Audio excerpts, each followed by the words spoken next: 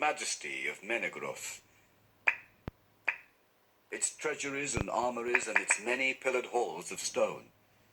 And it came into his heart that he would build wide halls behind ever-guarded gates in some deep and secret place beneath the hills. Therefore he opened his heart to Thingol, telling him of his dreams. And Thingol spoke to him of the deep gorge of the river Narog, and the caves under the high Faroth in its steep western shore. And when he departed, he gave him guides to lead him to that place of which few yet knew. Thus Finrod came to the caverns of Narog, and began to establish there deep halls and armories, after the fashion of the mansions of Menegroth. And that stronghold was called Nargothrond. In that labor Finrod was aided by the dwarves of the Blue Mountains, and they were rewarded well, for Finrod had brought more treasures out of Tirion than any other of the princes of the Noldor. And in that time was made for him the Nauglamir, the necklace of the dwarves, most renowned of their works in the elder days. It was a carcanet of gold, and set therein were gems uncounted from Valinor.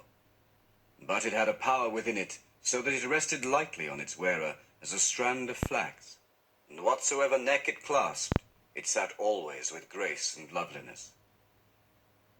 There in Nargothrond, Finrod made his home with many of his people, and he was named in the tongue of the dwarves Felagund, hewer of caves.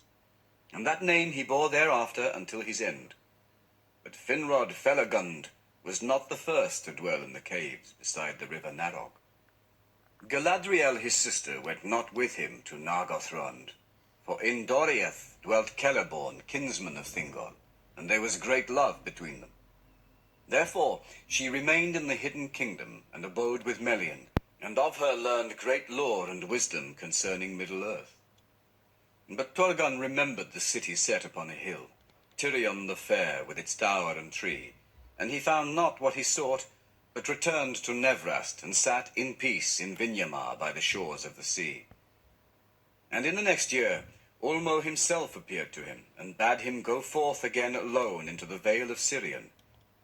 And Turgon went forth, and by the guidance of Ulmo he discovered the hidden vale of Tumladen in the encircling mountains, in the midst of which there was a hill of stone. Of this he spoke to none as yet, but returned once more to Nevrast, and there began in his secret councils to devise the plan of a city after the manner of Tirion upon Tunar, for which his heart yearned in exile. Now Morgoth, believing the report of his spies that the lords of the Noldor were wandering abroad with little thought of war, made trial of the strength and watchfulness of his enemies. Once more, with little warning, his might was stirred, and suddenly there were earthquakes in the north, and fire came from fissures in the earth, and the iron mountains vomited flame, and orcs poured forth across the plain of Ard Garlan. Thence they thrust down the pass of Sirion in the west, and in the east they burst through the land of Maglor, in the gap between the hills of Maethros and the outliers of the Blue Mountains. But Fingolfin and Maethros were not sleeping, and while others sought out the scattered bands of orcs that strayed in Beleriand and did great evil, they came upon the main host from either side, as it was a